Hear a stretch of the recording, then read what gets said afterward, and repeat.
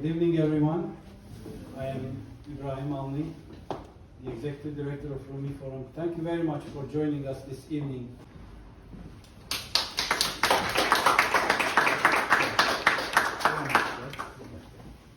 Thank you, Ibrahim, and thank you everybody for your presence here. This is Martin Miller. Martin is one of my favorite names.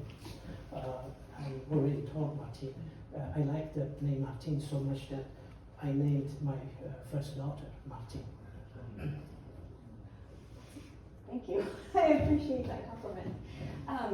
Good evening. It's a pleasure to be here and to be involved in this book discussion with Victor on his book called God's Diplomats, Pope Francis, Vatican, Diplomacy, and Americans Armageddon. I have the book in front of me, and I do believe you have books for signing. Yes, we do.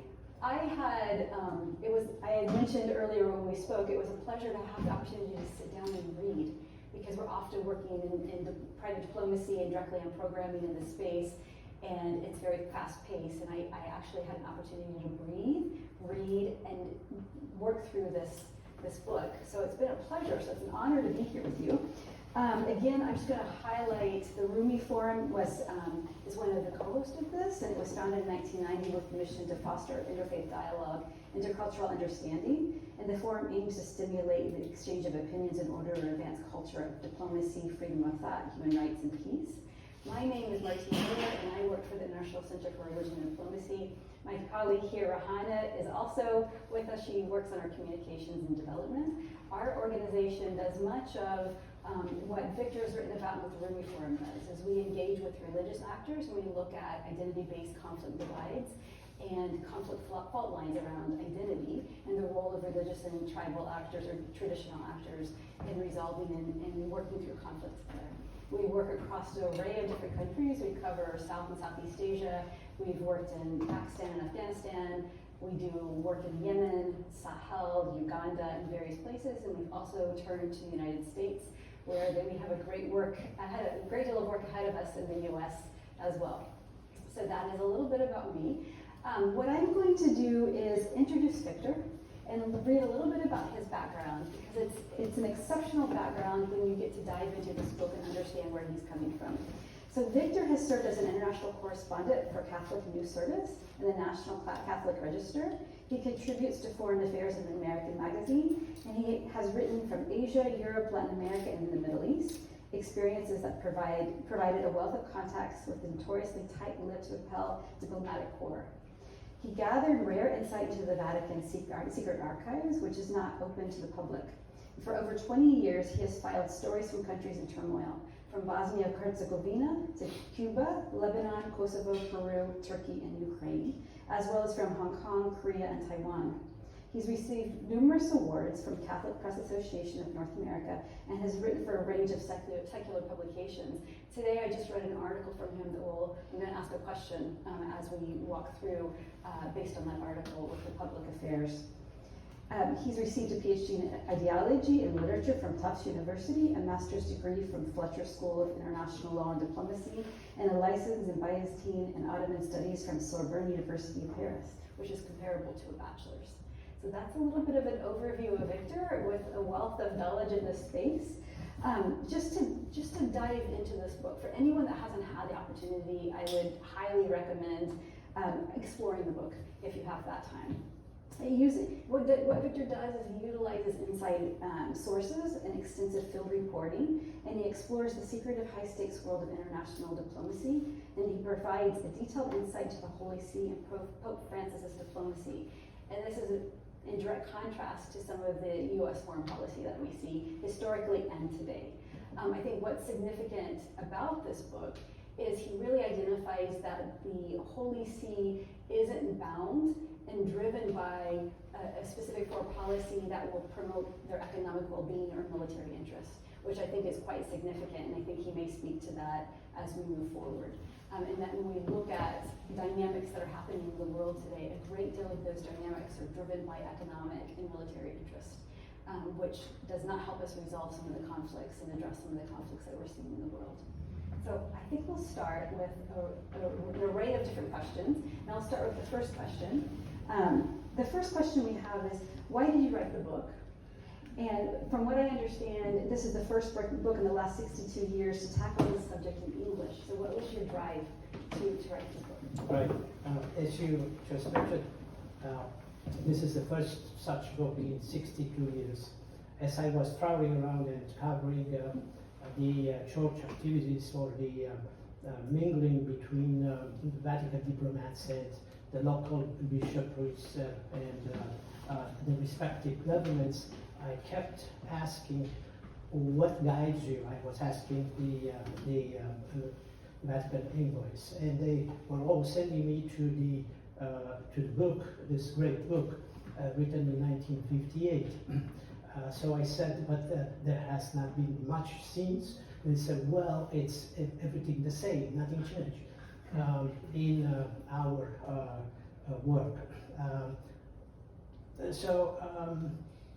In time, as I realized that indeed there's not much that has changed in terms of the principles that guide Vatican diplomacy, in terms of the sources that are behind the Vatican diplomacy. And also in terms of the large apostolic work, not much changed, with the exception of a few, not a few, but significant things that stem from Vatican Council II, which were introduced in the conduct of diplomatic work as well.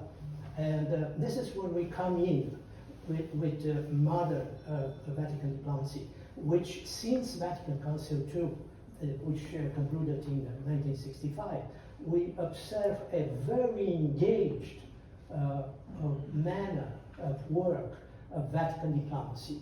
Until 1964, no Pope traveled outside Italy.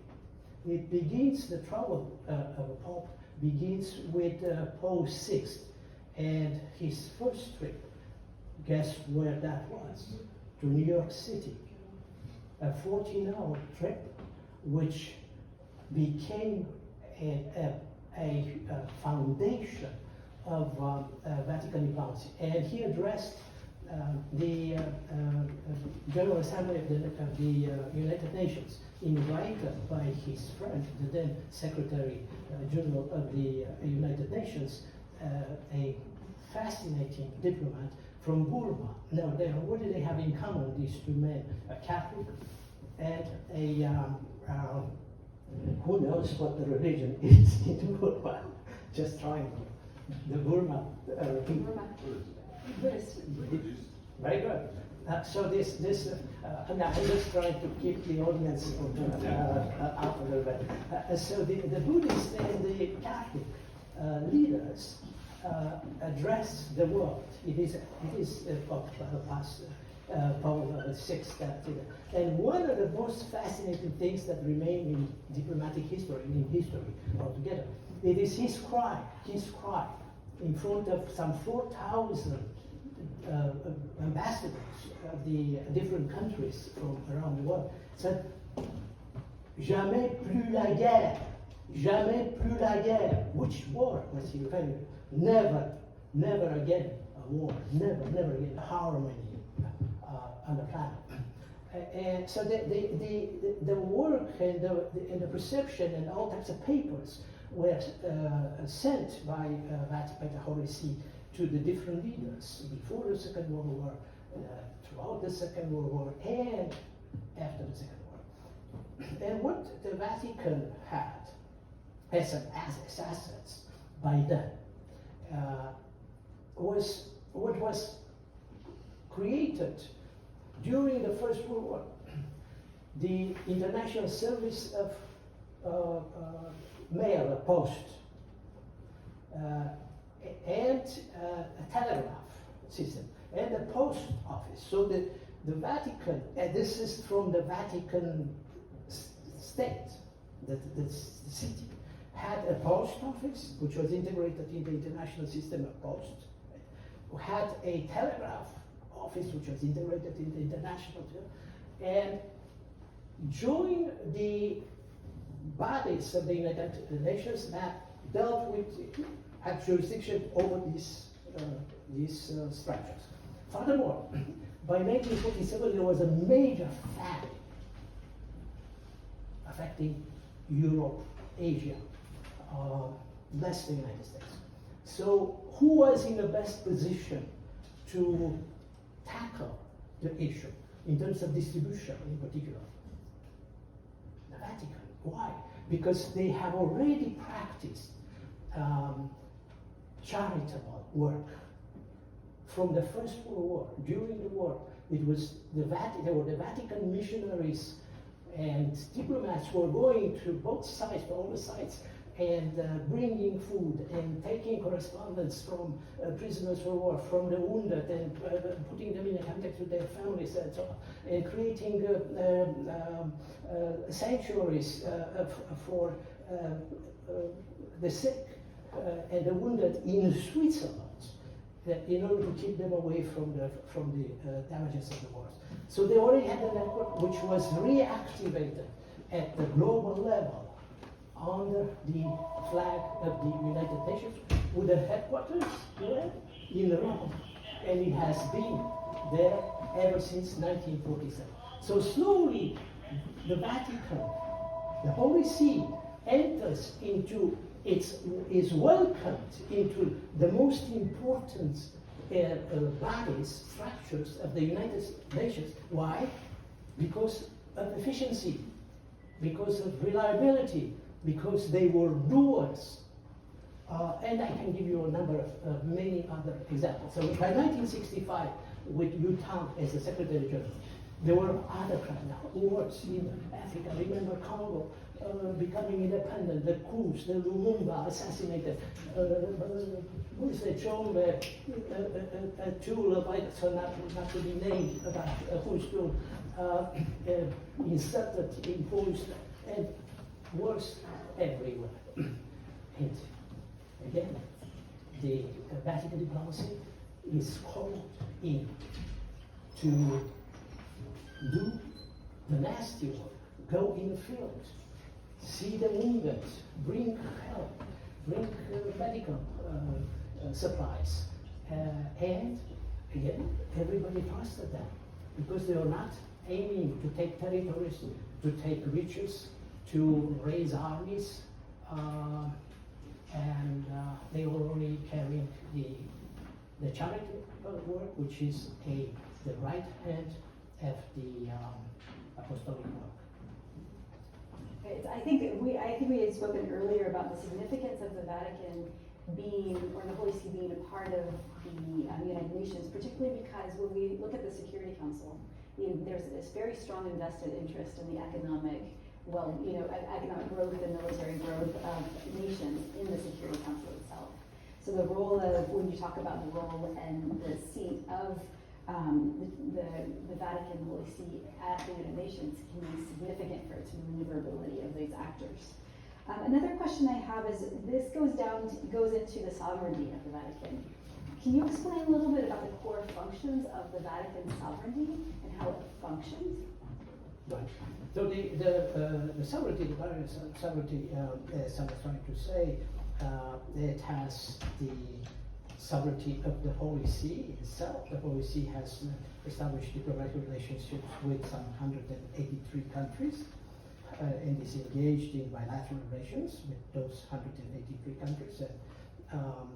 And then there is the sovereignty of the Vatican State City, which has jurisdiction over the territory, that's small territory, and from there these functions with the mail system, telegraph, and agricultural bodies and so on. No, this was not always so. The Vatican lost its Vatican City or Vatican sovereignty in 1870, when the last Pope, who still held Rome as part of the Vatican City, was run over.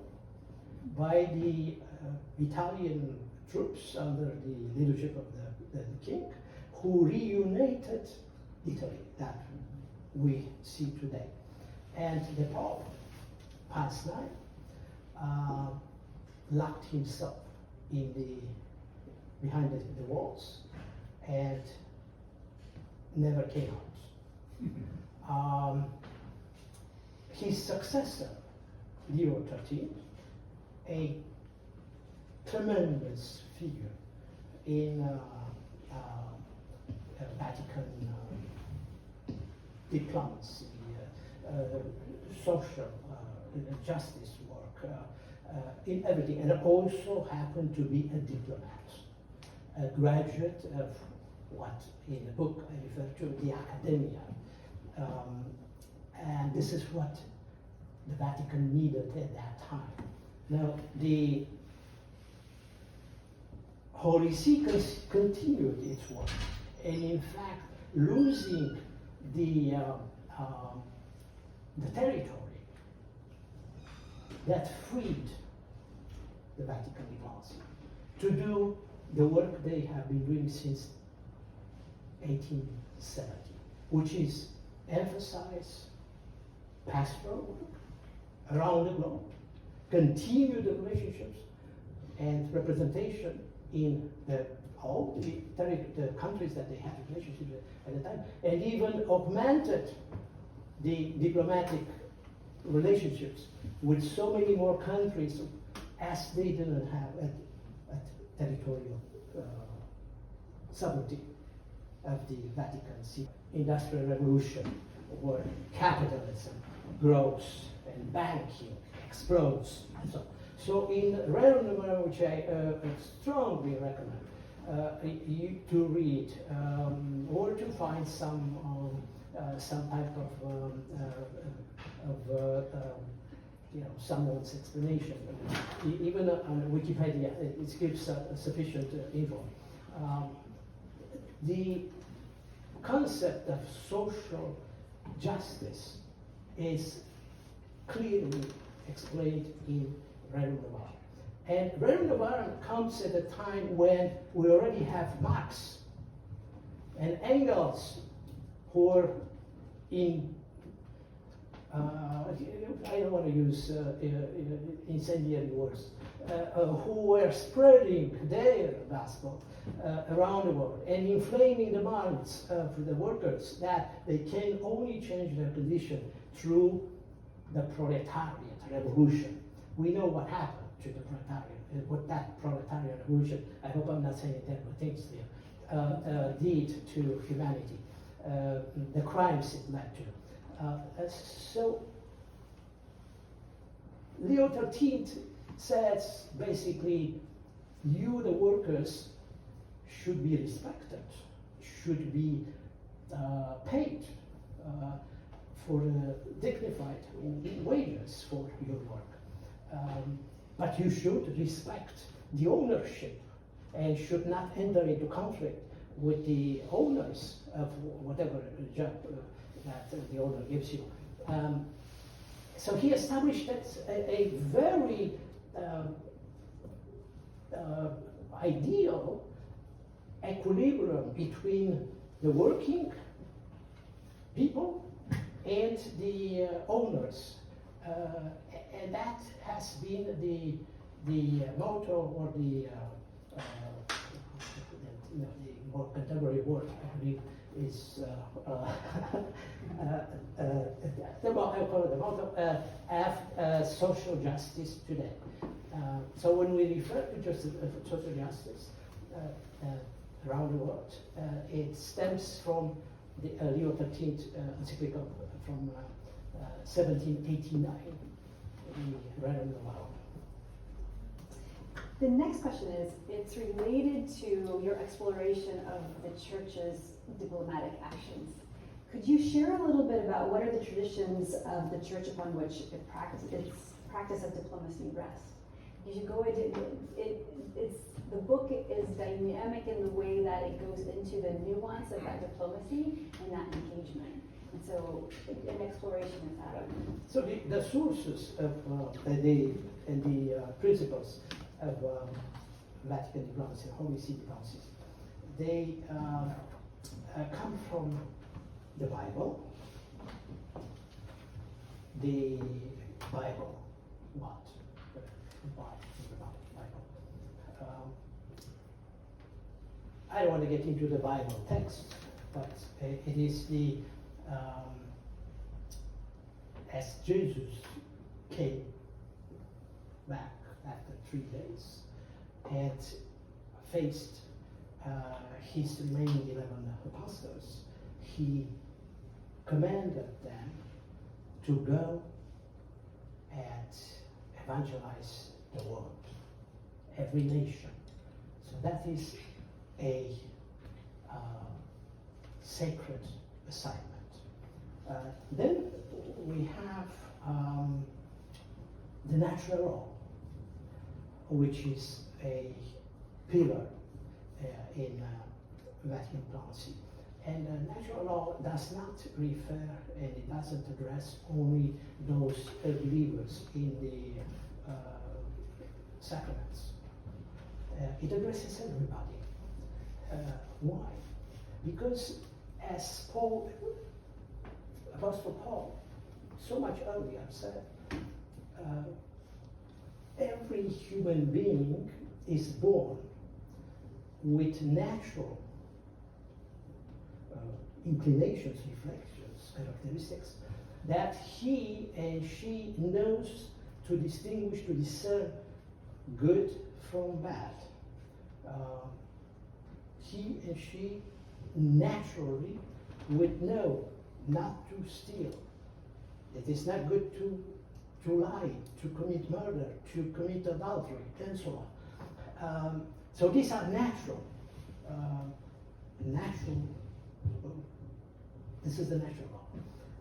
The further down the history, we have the philosophical interpretation of the natural law, which begins with St. Thomas Aquinas and on to who inspired St.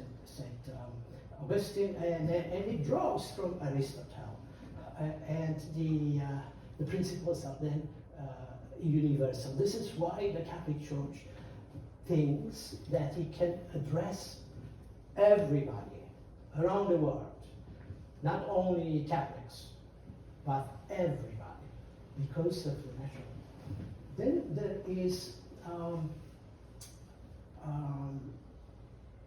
the magisterium. The magisterium is the whole body of all the writings and the encyclicals that have been written for 2,000 years and that are compiled in what is called the magisterium. That directs the conduct of the Vatican diplomacy and more. Everybody is expected as a Catholic to be aware and to follow the magisterium, all these rules. Well put together by the successor of Leo XIII, who again was also a pope who never came out from the wars, and then he concentrated on putting together, on compiling thousands and thousands of texts that have been spread around throughout the centuries and put them in a comprehensive, masterly document. So we have the magisterium. And then we have the social work I mentioned. And then we have something else, which is absolutely a masterpiece. We have to make some major texts, beginning with Cardinal Richelieu and his Cardinal Richelieu, who established the first rules of diplomacy in the 17th century. And not many years after, there was a bishop who was first a diplomat, who wrote a very simple text. This one. Okay. How many pages? not even 100. It's called Negotiating with Princes. And it establishes, it becomes a fundamental in the Vatican diplomats' conduct. It is also a masterpiece to be adopted by any CEO, by any leader of any kind, a teacher, a journalist, in the daily encounters that we all have. It establishes the principles. Some of the principles say, referring to diplomats, makes the difference between receiving and accepting presents and receiving and accepting bribes. And it even one can even foresee, this is we're talking about 17th century, that there will be a tendency for those who are in positions to receive bribes to legalize bribes. Anybody think about that? Where has that been done? That I think that what is in our city. They legalize bribes. It's not legal to place, I don't know how much money in some politician's account or something. So these are the sources and the guiding principles. Your book explores in detail examples of Pope Francis' success in private diplomacy. And what I'd like to ask is just a little bit of detail about some of those examples that not many people know of. Because I think if you go through it, you cover dynamics in Ukraine, to Cuba, to Kenya, to Lebanon, Syria, and Iran. I think you'll mention that here, in Saudi Arabia, and then you dive into China and reflection on South Sudan. Could you give a little bit of insight to everyone here on some of those successes? Some of these, one of these. Yeah, let's take the Middle East. The Middle East. I had for the Middle East chapter, one of the chapters in the book is the Middle East. And I said, how could we understand better what the tragedy in the Middle East was and continues to be without a map? I believe in maps. One of the particularities of Vatican diplomacy is also working with maps. Present maps, maps of all times, and on the map one sees the different ethnic groups, the religions, the whatever. So maps in the work of diplomacy are crucial.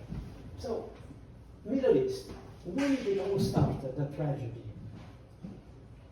2003, when the then President of the United States came before the United States Congress and had the whole administration, the leaders at the time, Secretary of State General, Four-Star General Powell, and Director of the CIA, and so on and so on, to convince the United States Congress that Iraq that Saddam Hussein had weapons of mass destruction. We, of course, learned a few years later that that was not so. It was a lie, a fabrication. And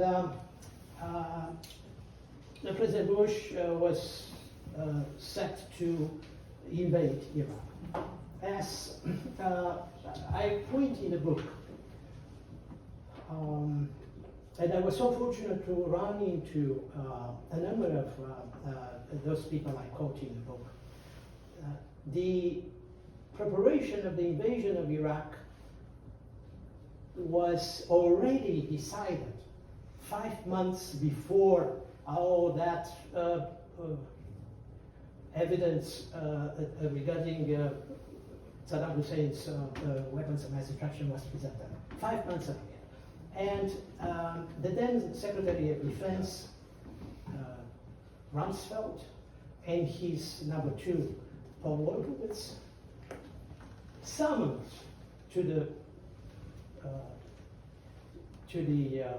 Pentagon leaders of different faiths, religious faiths, in the United States. Among them was the Catholic cardinal at the time from Baltimore, the bishop of the Episcopalian Church at the National Cathedral in Washington, the renowned figure Chuck Colson, if you know, some of them might remember, from the Nixon times, involved in the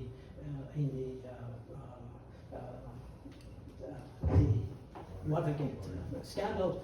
Few leaders of your respective churches to get on the same page. The bishop of this is I'm paraphrasing. I quote him in the book. The bishop of the Episcopalian Church in Washington. He was ravaged, and so on. And then 4 months later, Pope John Paul II sends his staff emissaries to try to persuade President Bush not to invade Iraq, and try to explain to him how devastating such an act would be for the whole region, that will stir up Christians, Muslims against Christians, will stir up Sunni Muslims against Shia, and so on. Everything happened, as we know. The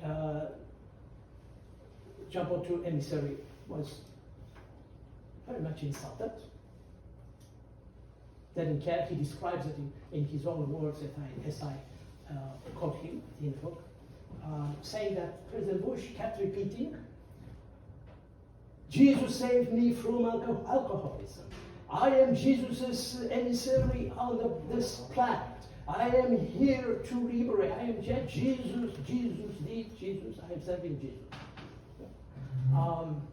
Anyway, so here we go.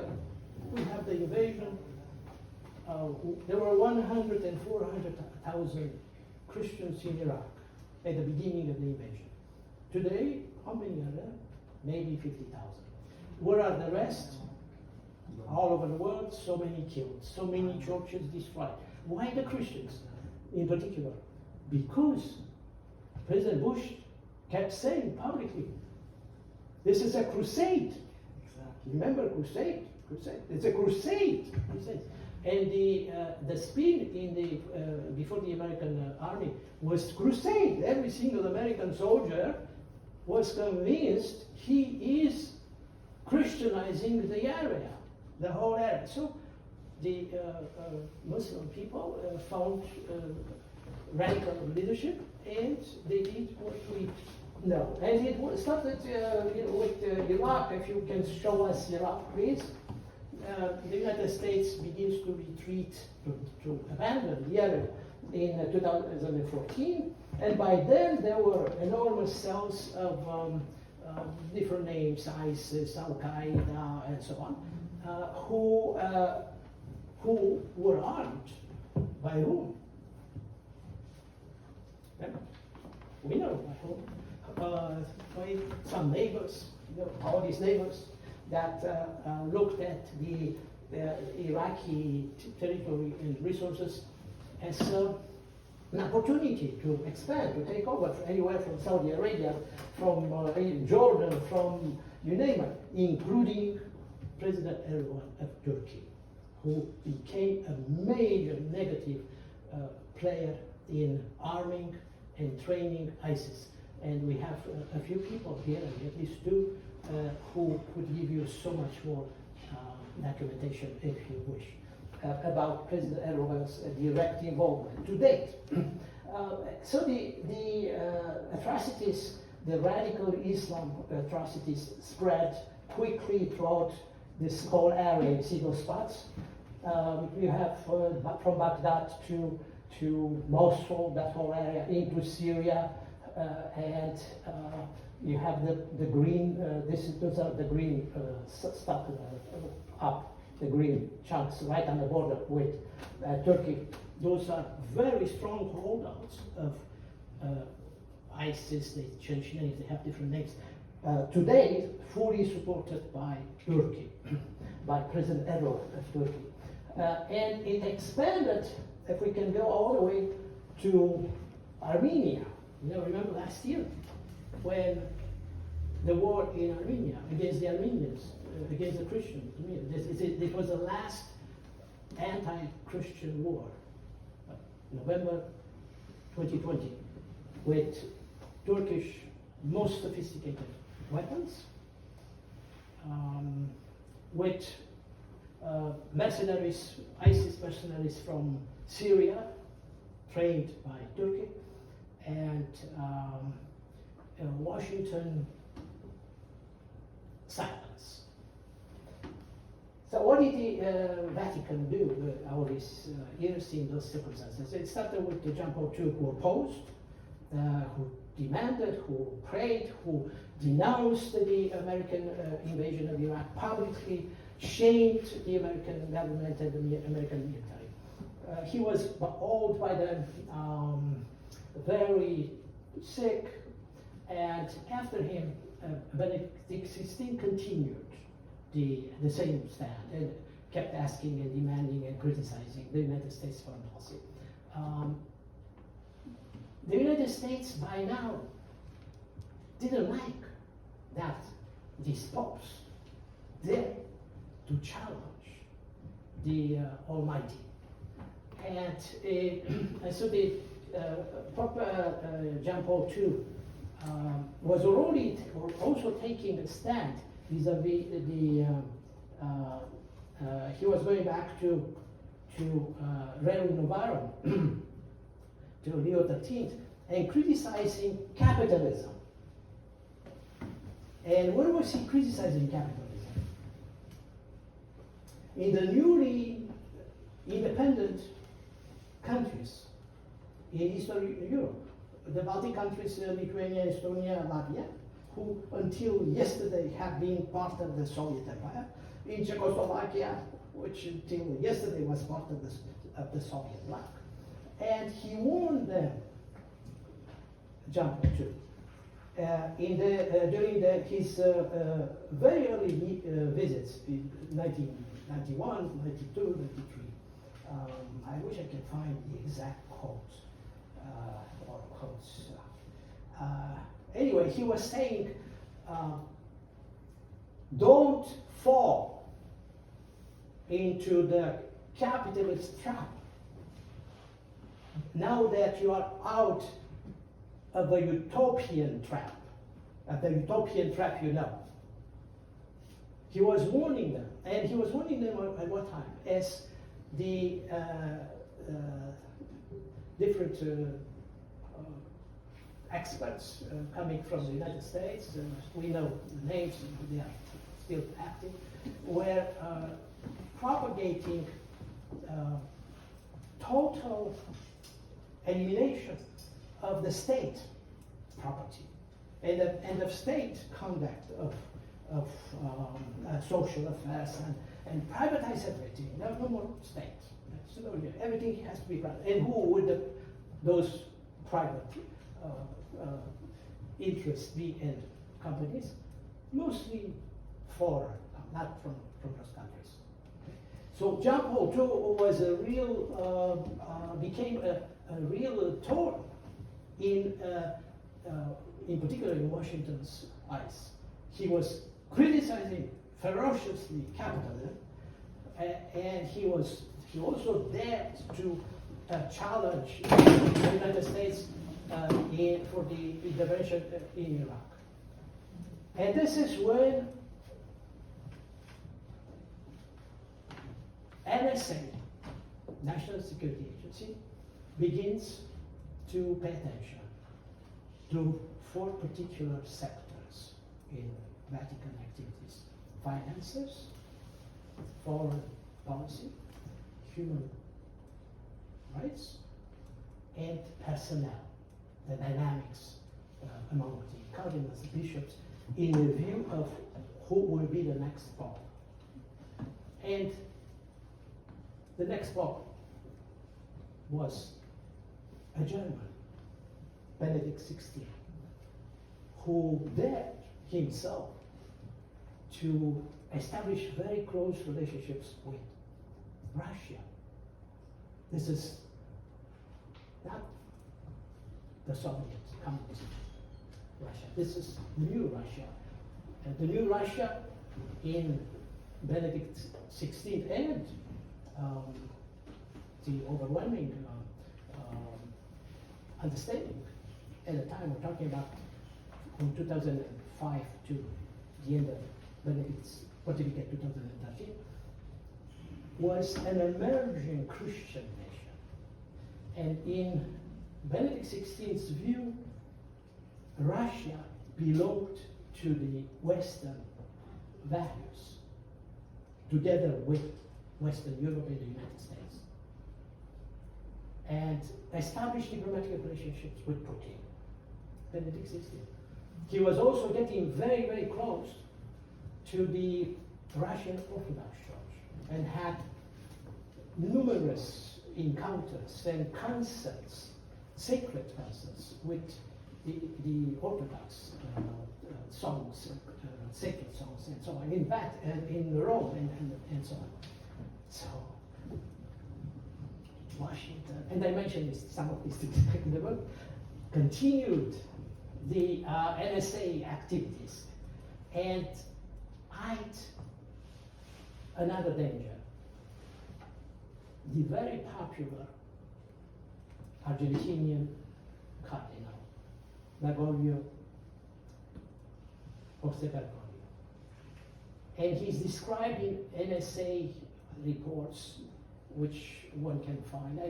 I mentioned a few in the WikiLeaks.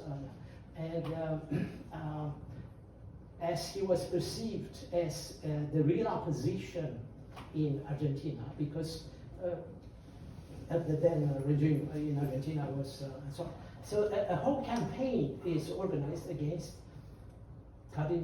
dangerous Cardinal Bergoglio, who might become the Pope. And I describe, you'll find so much more in the book. Now, what did the Vatican do in this case? First, it never pulled out the Vatican ambassador, the nuncio, from Damascus. Never. The nuncio, the envoy of the Pope, continued his work in those very dangerous conditions to date. And attending the sick, the wounded, going in places where there will be bombing and blown up churches and so on. Benedict XVI made the decision in 2013 because he inherited the mess and decided to partner with Putin. This is a common ground, it's called. When you have common ground on one issue or so with someone, in the tradition of the Vatican diplomacy, there is a major quote, I'll quote from Pius XI, who says, in order to save souls and prevent further damage and danger, we have the courage to make a deal with the devil in order to preserve souls. And I don't believe it's not. I'm not trying to portray Putin as the devil, but that was a major common ground that Pope Francis found in a relationship with Putin and with the Russian Orthodox Church, who was active, very active in many Orthodox churches in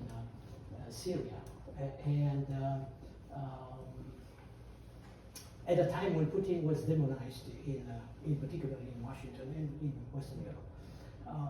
So that's common ground. It's one thing. And we observe common ground throughout the history of the Vatican diplomacy.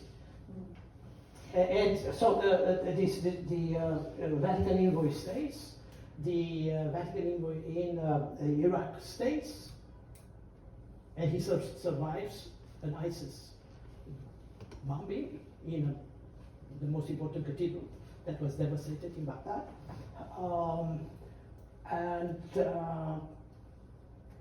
It culminated with Pope Francis's visit to Iraq last March, where the most important aspect, besides recognizing the drama and the tragedy of what the Christians in the whole country went through, was to meet the Grand Ayatollah Sistani, the most important figure, the most revered Shia figure in the Shia world.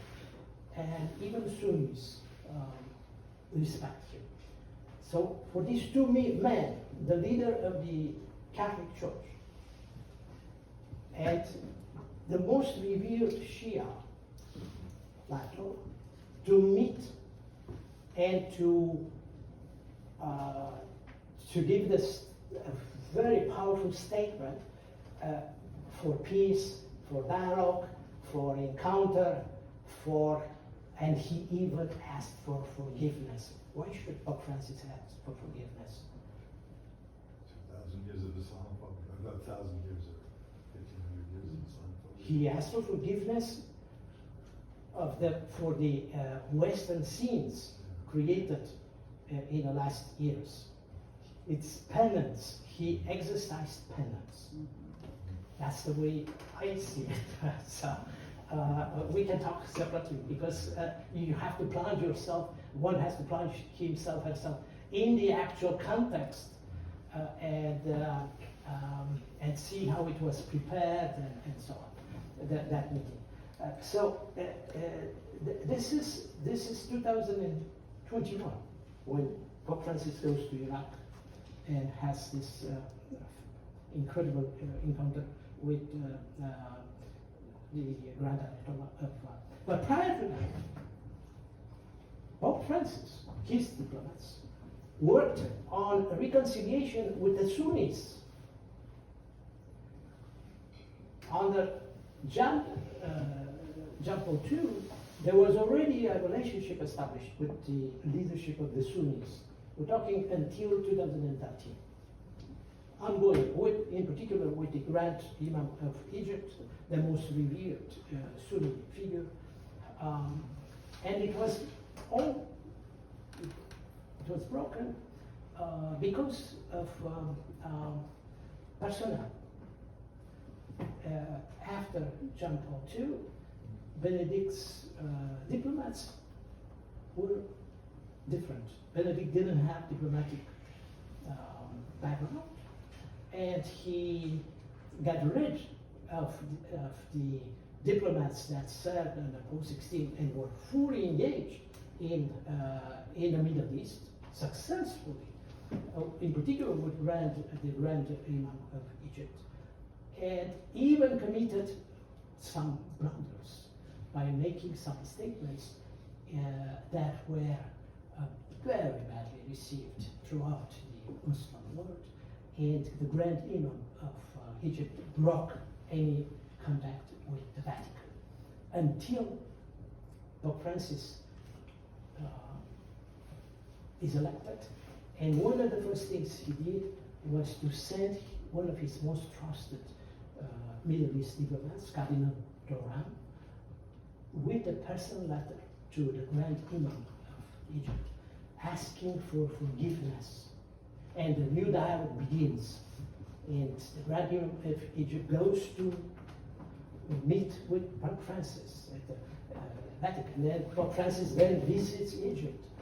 And that is then continued with an incredible document that was signed by the two, by the Grand Imam of Egypt and Pope Francis in the United Arab Emirates. So the two were able to engage one of the most important leaders in the Sunni world, in the leaders of the United Arab Emirates, and they had, for the first time in the Muslim world, an open mass where over 300,000 people participated. Would you believe that? In the Muslim world.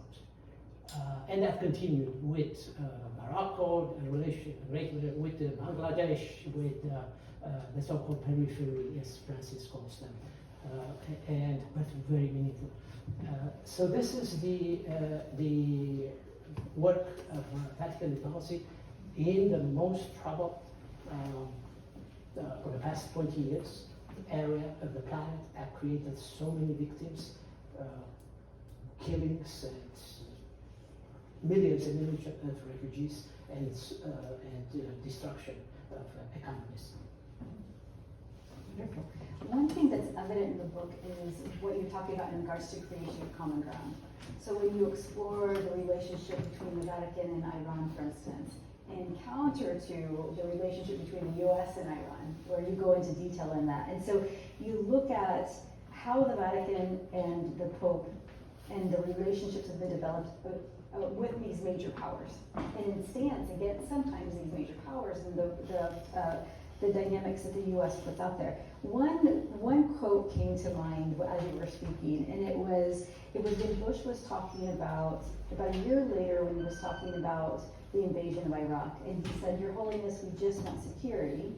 And Jean Paul replies, "At the feet of this idol that you call security, you want to sacrifice all human dignity."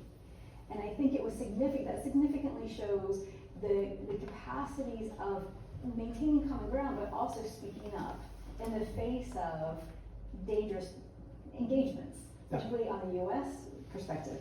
And you detail it also in the relationship with Iran, and the years of relationship with Iran, and then the United States and the nuclear arms deal. And then the relationship with the United States and India, and how they speak up on behalf of Iran and say, listen, you're countering this with Iran, but you're in support of this with India. So there's the hypocrisy there is significant. And Iran, you need to show that Iran saves face in these dynamics. And that's quite significant in how the Vatican and the popes have been able to maneuver, and the strength that they have, not being married to, an economic growth and military industrial complex. And so my next question is, when you look at the Vatican and their relationship to big players such as China and Russia, you've spoken a little bit about the U.S. Could you go into a little bit more detail in how the Vatican is able to maintain those relationships and to establish that common ground while being able to stand up in the face of these dynamics? Okay, so there is always a context and a history in these relationships. They don't just begin with Francis. For instance, in the China case, the relationship between the Vatican vis-a-vis China is very old. But I will stay for a moment only with the relationship that was initiated by John Paul II, who, as he was elected Pope in 1978, he immediately, within 6 weeks, wanted to know what's going on in China. The Vatican had sufficient information about the so-called underground. Many people call it underground, but the Vatican diplomats never called it underground. They said there is one church divided by politics. But it's the same church, because they both prayed and imbued in their homilies everything that came from the Vatican, both the official church and the what was called underground. And John Paul II said, we know so much about the underground, but we don't know anything about the official church. And he sent a Belgian missionary who spoke spoke fluent Mandarin, and had an interest in the China church mission. And he met with both the official representatives, bishops, and priests, and some government officials, and with some leaders, bishops from the underground church, which were the only ones recognized by the Vatican up to then. And went back and reported to Paul VI, to John Paul II, who was fascinated and said, continue the relationship with the official church. We want to know, we want to have a relationship, we want to have a relationship with the government and so on. What was happening at this part of the Atlantic? We are by now in 1978.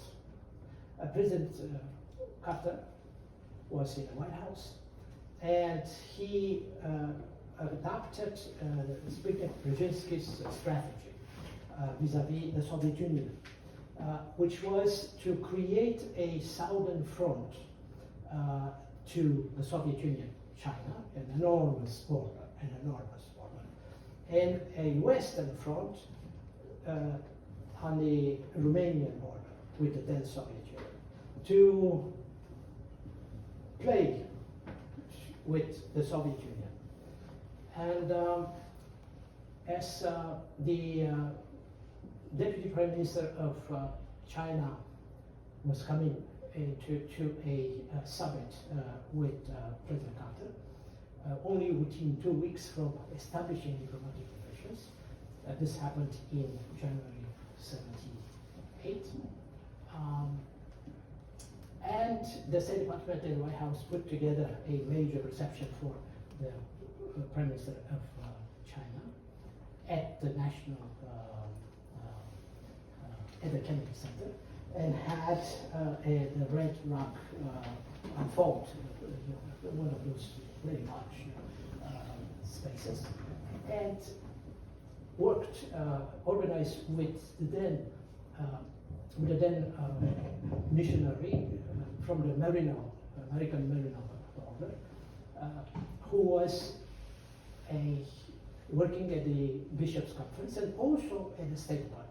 So, and this is a man who came out from the Navy. He was a Navy officer, and said, and he spoke Mandarin, and said the Prime Minister will be walking and be introduced to different people as he walks, and at the end of the walk, you will be meeting him and talk to him. And of course, the Prime Minister was, it was all organized, was waiting for that moment to meet this missionary, working for the State Department and the Bishop's Conference, and said, they were introduced and said, so glad to meet you, I want to come to China, said the Marinola. And I know this from him, on the record, and I detail in the book.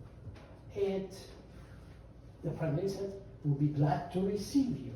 Okay? So this is when the relationship between the United States Catholic Church and China, the China relationship, together with the American government begins. So the relationship is a parallel relationship. It's a partnership between the U.S. Catholic Church and the State Department. And he goes, Larry Murphy, a missionary, and keeps, and the first exchanges begin. The Chinese were interested in sending scientists, researchers in different scientific fields. The American exchanges were, they were going to teach English or to learn Chinese. Very different interests. The Chinese showed early on their very pragmatic interests, and the United States had. So this Marinola goes back and forth, and the relationship is extended to North Korea. during the first president or chairman of the Korean Communist Party. And the Marinola goes from Washington to Seoul, South Korea, to Beijing, and from Beijing to North Korea, and back and so on, for some 22 years. In the same relationship, absolutely the same relationship, was interested North Korea to send students, to send researchers, to have sports exchanges, cultural exchanges. Larry Murphy would report the North Korean request at the State Department, at the White House, but it never happened. So in time,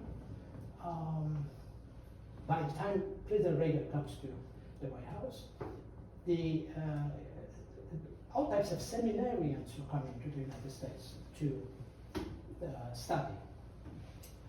Bishops were invited by Cardinal O'Connor of New York, conservative Cardinal O'Connor, who was also an admiral. And Cardinal O'Connor invited bishops from the official church and facilitated the construction of many churches, official churches, and seminaries in China. When does the relationship between the United States and China begins to become complicated? Late. Well, the Catholic Church never interrupted the relationship. And this is when we come to conflict, open conflict, between the United States government, who demands of the Vatican not to continue the relationship with China, not to sign what was signed as the which is a secret provisional agreement in 2018 and renewed in 2020, to the point where then Secretary of State Pompeo dared to write a nasty piece in an American neocon paper and go to the Vatican and demand to see the Pope to tell him not to renew the agreement. And the Pope didn't receive him, and his diplomats told Pompeo, this is not how the Vatican works. This is a relationship between, it's an ecclesiastical relationship, and it was worse than that. It's the first time that the Holy See responds in a very clear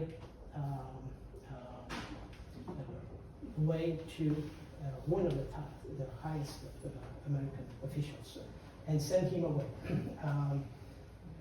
So the conflict is what the Vatican tries to say, and Francis in particular, is we don't accept your way of conducting foreign policy. You're militaristic. You replace diplomacy with military engagement around the world. And he's very, indeed, very critical. So that brings me to, I have to ask this final question because it's a current. And yesterday you published an article in the Foreign Affairs titled, "The Pontiff, the President, and the Planet, How Pope Francis Can Help Advance Biden's Climate Agenda." And if anyone's paid attention to the news lately, actually read the article, prior to the climate summit commencing in Glasgow on the 31st of October, which is this Sunday, President Biden will be with the Pope on the 29th of October. And so my question is related to what you're talking about in regards to this military-industrial complex and standing in front of that. The U.S. military and its supply chain distribution network comprises one of the largest polluters in human history. So when you look at that possibility of that meeting prior to the Glasgow climate summit, what do you think might be feasibly achieved from the Pope's dialogue with Biden? Yeah, President Biden, despite what some conservatives in this country say or perceive him to be. He seems to be on the same page on a number of issues. Of course, we'll leave abortion and other things aside. And those issues are the climate, the replacement of diplomacy with military interventions all over the world, addressing the gravity of poverty around the world, and the distribution of medicine and drugs, and forgiveness of debts. And all these elements stem again from those other principles I mentioned, or we're going to find in the book. The gospel, the natural law that every individual is imbued with common sense, he has his dignity, he's born with his dignity. The social part, which is respect and provide and help, and so on. So, yes, Pope Francis and President Biden tomorrow. President Biden will be faced with these issues, and probably one of the top will be, which was not discussed. It's not discussed. You don't hear much. Nothing about the biggest polluter in human history. Biggest. It's the American military. Through the chains of distribution of everything military around the world. And this research has been conducted and published a year and a half ago by a very important team of British scientists. And I recommend you look it up, or I could send you the link. And I pointed to that in my piece published yesterday in Foreign Affairs magazine. One other issue, the other issues would be poverty and drug and subsidies and so on. Now, in order to bring this about, Pope Francis has been very, very busy this year, 2021. And beginning with early in the year, there were meetings and preparations with John Kerry, who is a known figure in the Vatican, in particular because he participated in the secret negotiations between Cuba and President Obama in 2014. And it came to those negotiations came to an impasse, and Obama asked Pope Francis to step in, and he did successfully. And some of the negotiations were carried on by the then Secretary of State John Kerry. And Kerry, with that type of relationship and knowledge, by the way, Kerry is a Catholic, and he was an altar boy. Then Secretary of State Blinken landed at the Vatican in June, and he had a very long conversation with Francis. And these conversations are followed by longer conversations with the Secretary of State, Parolin, and his Minister of Foreign Affairs, Gallagher, where all the details are. And those are some 2 hours of conversation. So we're talking about May, June. And then bigger things happened, were organized. In September, there was in Bologna, interfaith forum with religious leaders and ministers of foreign affairs from all over the world for a whole week. A fascinating project, so complicated, so difficult, so grand.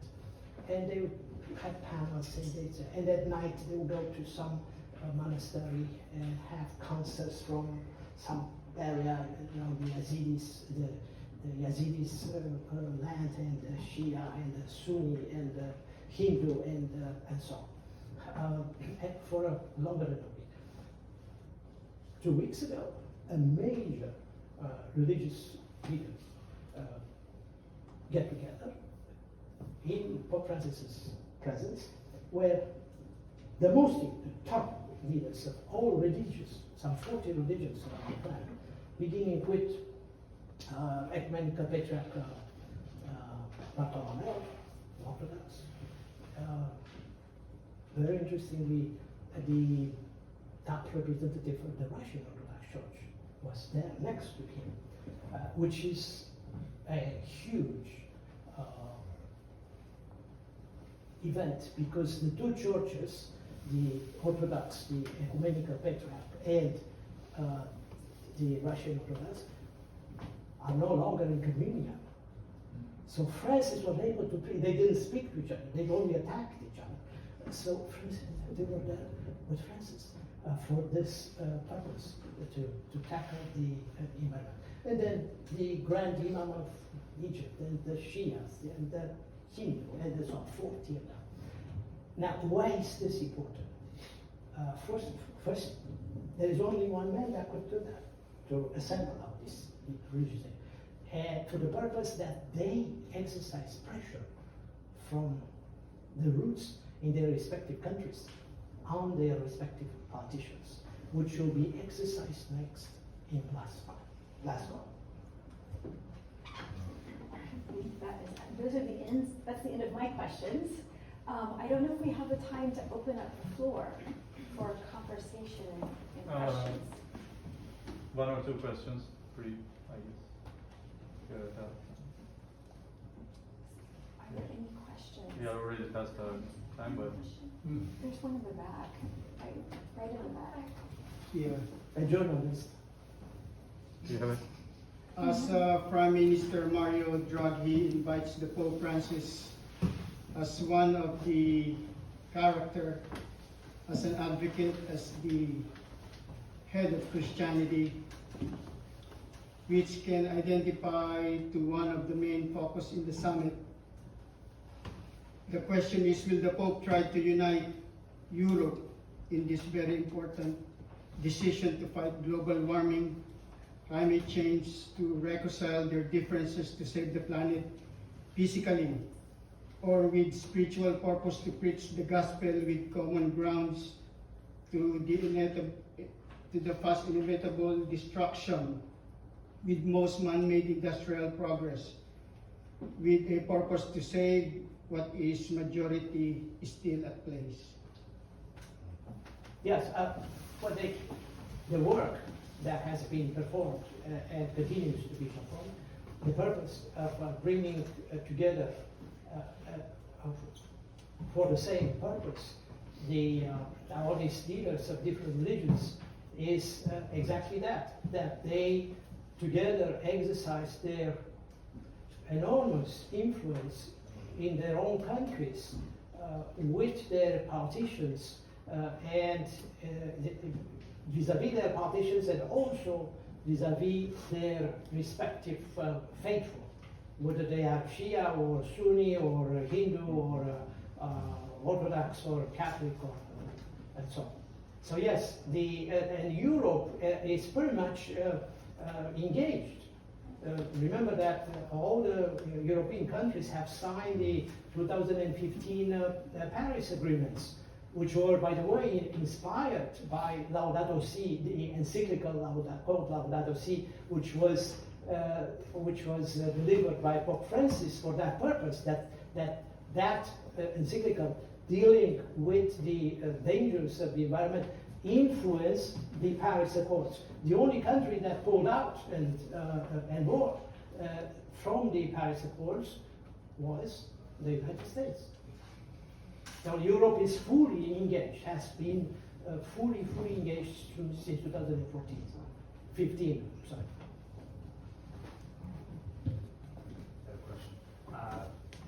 My question is basically what constitutes.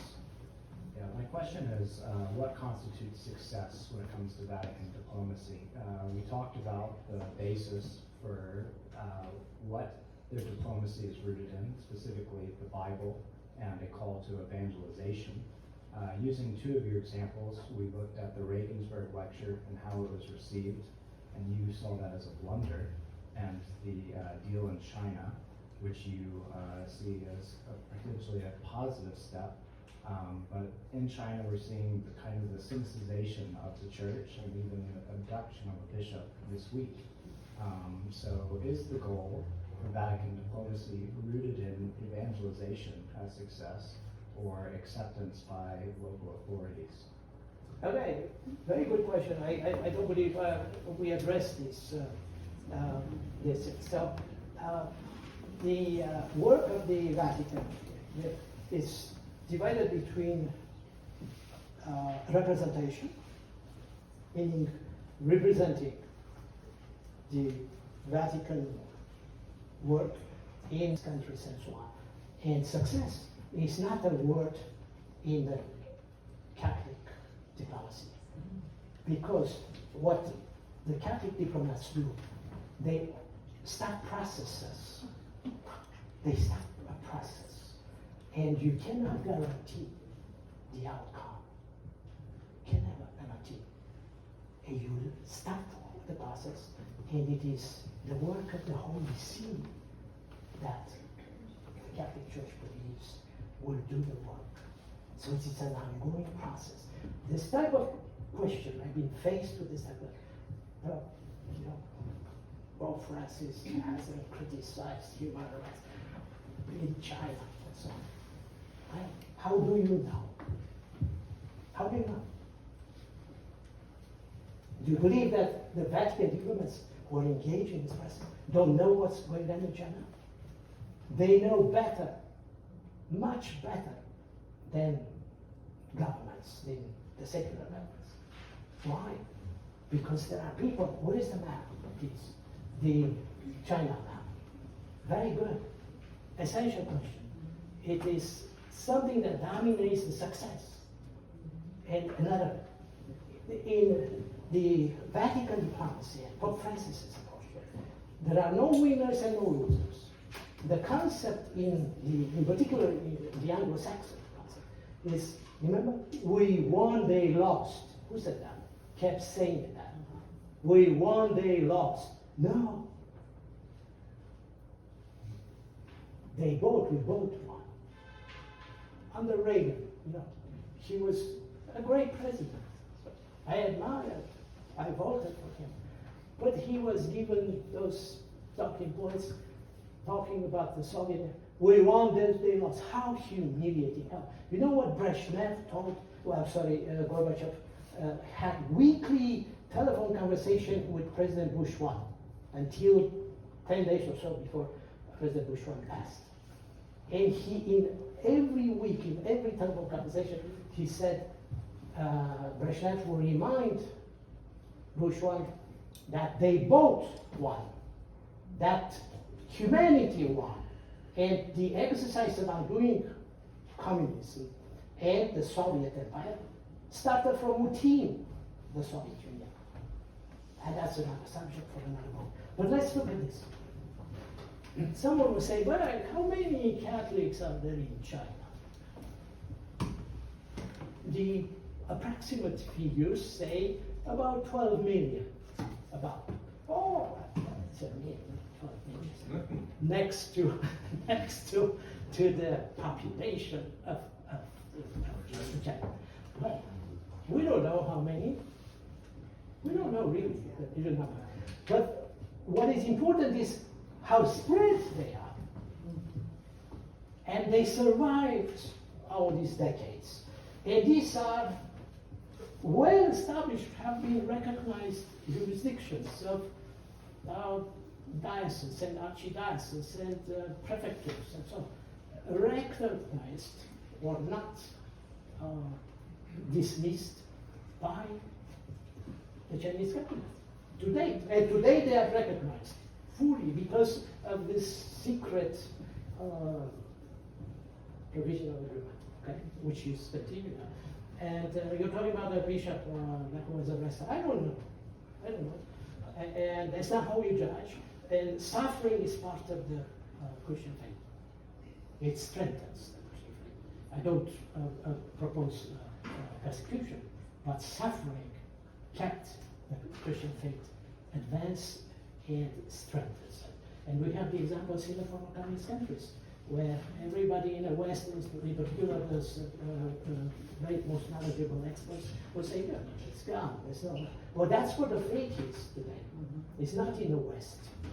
And we don't talk enough about that. So this extraordinary spread and I would ask someone who has a better knowledge than me about China, how relevant is this, do you think? This is a great young man, China, I believe, born in China, studied in the United States, knows the Catholic Church also inside out, and the future leader of. Unfortunately, I'm Korean. I'm sorry. I thought I confused you from the beginning. So, yeah, okay. Okay. So, in Korea, that's another subject. But this is look at that. Yeah. Isn't that something? Yeah. And they survived. They survived throughout the Cultural Revolution. They survived and they prospered after the Cultural Revolution, and now they are being regularized. Do you, what is your faith? I'm sorry. I'm Catholic. Are you Catholic? Okay. Go please somewhere around the corner and raise a church and install a huge cross. What do you think will happen to it? I don't know. Without a permit?